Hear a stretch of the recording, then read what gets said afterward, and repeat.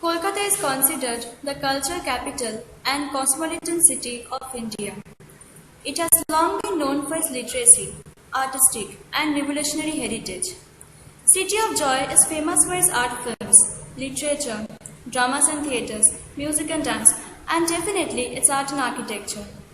Among architecture, it's famous for Indian Museum, Victoria Memorial, Kalighat Temple, and so on. But it is unfortunate that most of us are unaware of the cultural and traditional places and their excellent architecture. So here I came up with a project idea to research about the religious places of minority communities, which we mostly are unaware of, and prove the existence of these communities.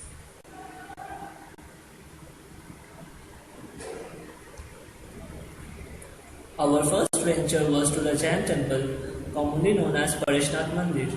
It is situated near Gauribari, so our best form of transportation was the metro. We reached Shobha Bazar, from there we took auto and finally reached our destination after a brief walk from the bus stand, as per the direction given by the locality people. This magnificent temple was constructed by Rai Badridas Bahadur in the year 1967. One of the major attractions of the temple is the intricate mosaic covering on the floors, stairs, and walls. Among others, there is a decorative light hanging from the ceiling made of hand-cut glass in variegated colors. The idol of god Shitalnath is studded with diamonds and is plated with gold. But the main problem was that photography was prohibited inside the temple. The priest and the caretaker helped us by providing information. Especially the priest responded to our request and honestly answered all our questions. He enlightened us with the temple's glorious history and also about its eternal oil lamp, Akhand Jyoti, and its existence.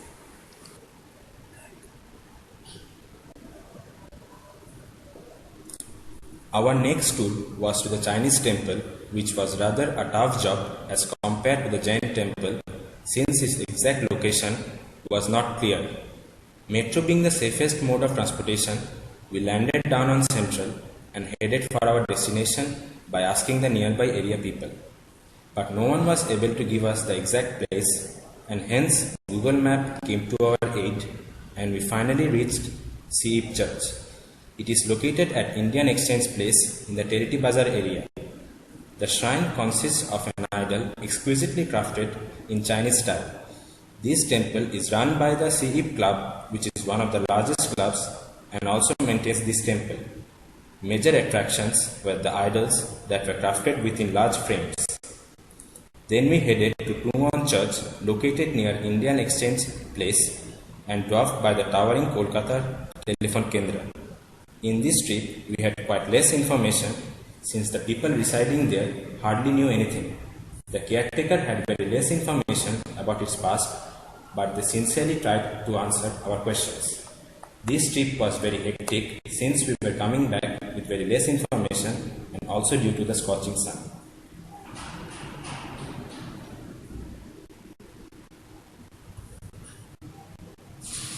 Our next venture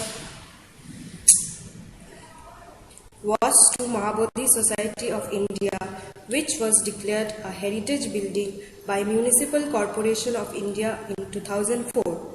It is located in College Square area around the College Street. This building was inaugurated by H.E. Lord Ronald Shea on 26 November 1920.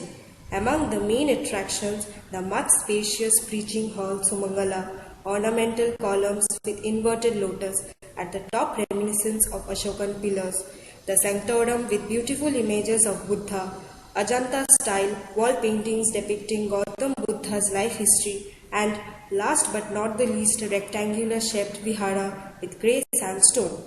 Here we had a long wait before we could interview in charge, but our long wait was fruitful indeed, since the serenity of the place won each of our hearts, and the amount of information we gathered and a free book that we got made us forget about all the hurdles we crossed to reach here.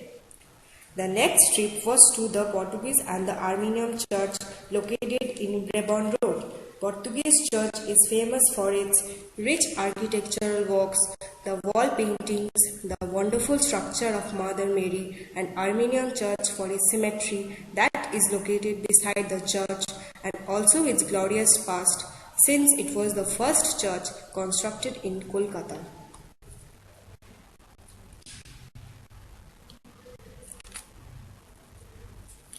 And finally, our last venture was to the synagogues, for which we needed an authorization letter from our college and also a compulsory permission letter from the Nahums and Sons, located in Esplanade, New Market area.